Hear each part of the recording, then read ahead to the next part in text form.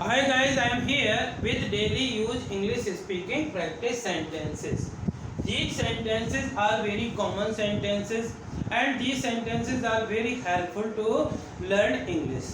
So if you also want to learn English with the help of these sentences, then please subscribe Pankaj institute of English तथा इसे ज़्यादा से ज़्यादा like और share करिए। यदि आप चैनल के लिए नए हैं तो प्लीज़ इसे सब्सक्राइब करिए, बेल आइकॉन को प्रेस करिए ताकि इस प्रकार के सेंटेंसेस आप तक पहुंच सकें। शुरू करते हैं आज के सेंटेंस।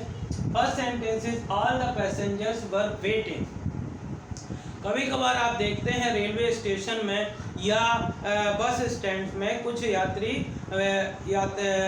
इंतजार करते रहते हैं। तो यदि हम कहना चाहते हैं कि सभी यात्री इंतजार कर रहे थे तो इसको बोलेंगे all the passengers were waiting. All the passengers were waiting, सभी यात्री जो है इंतजार कर रहे थे। Have you done all of this. कभी कभार आप ऐसी कंडीशन होती है कि आप बहुत सारा काम व्यवस्थित रूप से पूरा हुआ होता है और यदि कोई आता है और हमसे कहना चाहता है कि क्या आपने ये सब किया, या कभी कभी कुछ सामान फैला भी हो सकता है, बिखरा हो सकता है, अस्त व्यस्त हो जाता है, तो भी हम पूछते हैं क्या ये सब आपने किया है। तो इसको इंग्लिश में बोलेंगे have you done all of this. Have you done all of this, क्या आपने ये सब किया है। इस प्रकार से जब कभी आप कहना चाहते हैं कि आपके पूरे कपड़े गंदे हैं और उनको उन कपड़ों को धोना या धोने की ज़रूरत है तो बोलते हैं all of my clothes need washing. All of my clothes need washing, मेरे पूरे कपड़े धोने की ज़रूरत है। इस प्रकार से आप कहते हैं। We decided to meet at lunch time. कभी कभार हम किसी से मिलना चाहते हैं और उसके लिए एक निश्चित समय देते हैं कि इस टाइम पे आपको मिलना है। तो यदि आप कहना चाहते हैं कि हमने लंच के समय मिलने का निश्चय किया तो इसको बोलते हैं we decided to meet at lunch time. We decided to meet at lunch time. आप पढ़ना, किताबें पढ़ना बहुत ही अच्छी आदत होती है। यदि कभी कभार आप कोई किताब पढ़ते हैं और आपको अच्छी लगती है तो आप दूसरों को भी यही सलाह देते हैं the book is worth reading. ये जो किताब है पढ़ने लायक है, यानी कि आप भी इस किताब को पढ़िए, किताब पढ़ने लायक है। कभी किसी से मिलने की बात हम करते हैं और जब वो नहीं पहुंचता है तो आप उसको कॉल करते हैं। तो यदि आप कहना चाहते हैं कि मैं 15 मिनट के अंदर आपके साथ होऊंगा, मैं 15 मिनट के अंदर आपके साथ होऊंगा, I will be with you within 15 minutes. I will be with you within 15 minutes, मैं 15 मिनट के अंदर आपके साथ होऊंगा।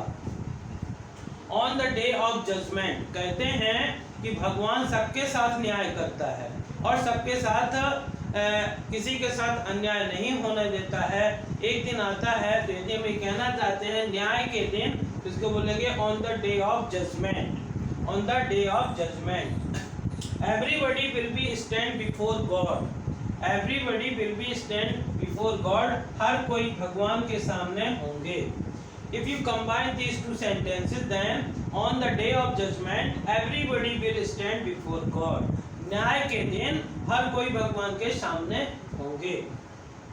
और जब कोई आप प्रोजेक्ट अपने अंडर में लेते हैं और उसको बताना चाहते हैं कि प्रोजेक्ट मंगलवार तक अवश्य पूरा होगा, the project must finish by Tuesday.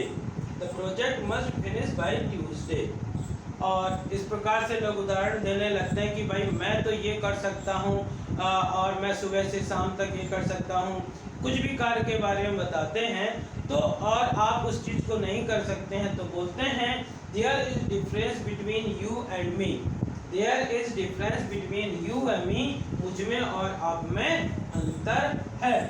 तो डियर फ्रेंड्स, यदि इसी प्रकार से आप भी इन सेंटेंसेस की प्रैक्टिस करते हैं then you can also speak English fluently if you practice these sentences again and again by reading, by writing or only by listening. I hope कि आपको इस प्रकार के सेंटेंस पसंद आए होंगे। यदि पसंद आए हो तो इन्हें ज़्यादा से ज़्यादा लाइक करिए, शेयर करिए और यदि आप चैनल के नए हैं तो प्लीज़ इसे सब्सक्राइब करिए, बेल आइकॉन को प्रेस करिए ताकि इस प्रकार के वीडियो जब भी अपलोड हों तो उनका नोटिफिकेशन आप तक पहुंच सके। Thank you for watching.